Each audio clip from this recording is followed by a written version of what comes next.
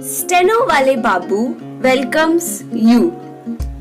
Shorthand dictations in male and female voice from all sources like magazines, speeches, and editorials at various speeds up to 120 WPM for various departments like SSC, DSSB, CRPF, Delhi Police, etc. Please like, share and subscribe the channel. Thank you. Exercise number 24. Mr. Deputy Chairman, Sir, before I deal with all the issues themselves and the statement made by the Home Minister, I would like to express my deep admiration for the person who was unearthed all these facts which are the subject matter of the discussion today. I am referring to one lecturer who is a research scholar in the Gokhale Institute of Politics and Economics at Pune and who in fact does not belong to this discipline. He is basically a scholar who studies agrarian legislation, and it is by chance that in the course of his own efforts in the field of agrarian legislation, he discovered that there are laws relating to agrarian matters in the state of Bihar which have been enforced through ordinances not once, not twice, not thrice, but scores of times, and not for a period of 6 months or 8 months or 1 year or 2 years, but to the extent of 13 years without the law being referred to the legislature at all. And it is then that he pursued this matter and came up with this treatise, which is called the Repromulgation of Ordinances of Fraud on the Constitution of India. I have not seen any book dealing with a drab, dull subject of this kind during the last many years, which has received such rave reviews from every important paper and journal in the country.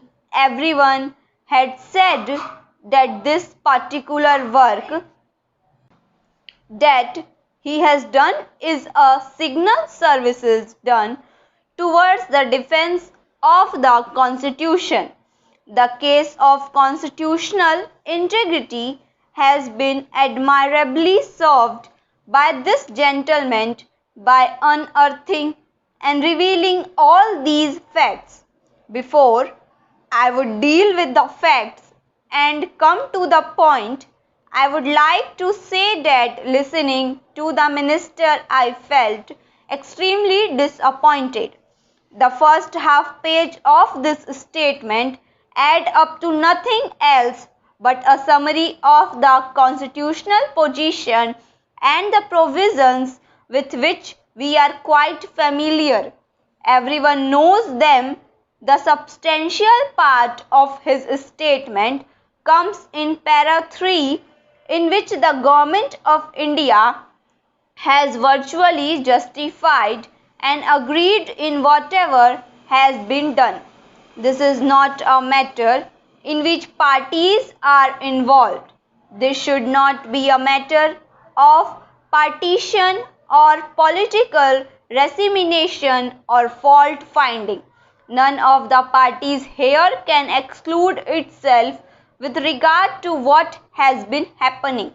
I come to about this only recently. If I had known about these matters when I was in government, all that I can today is that I would certainly have exhausted to rectify the situation from within the government to the extent it was possible for me to do so.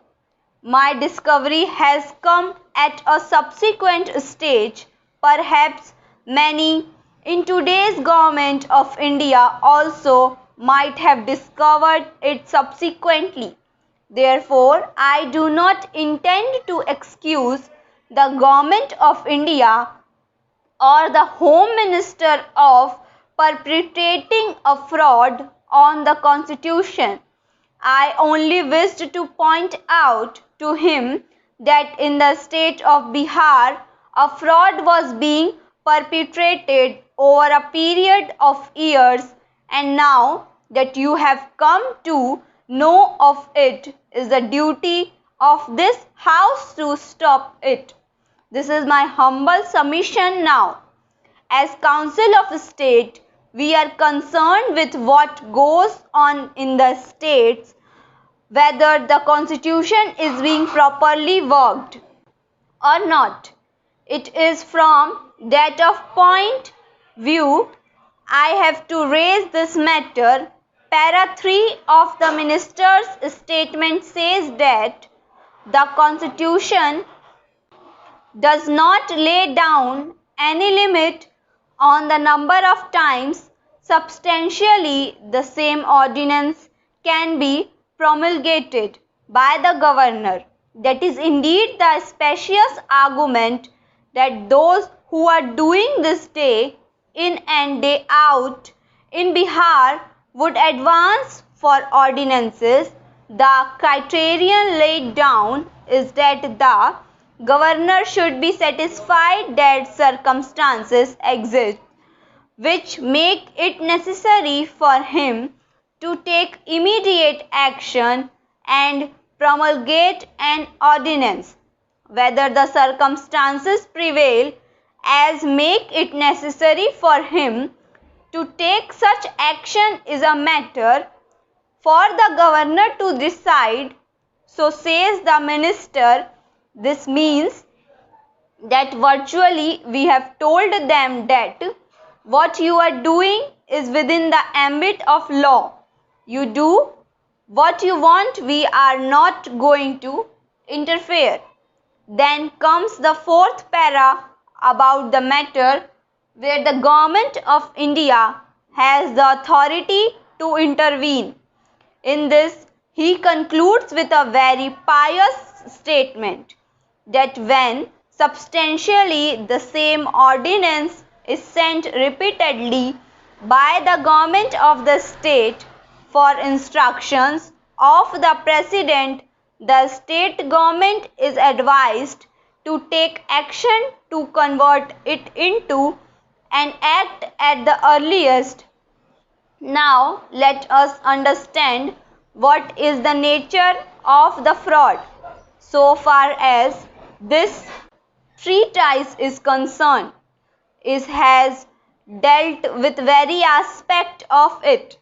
Even the modus operandi it is done that has been laid bare. Every aspect has been thoroughly discussed, and it is not possible for me to go into all that. Thank you.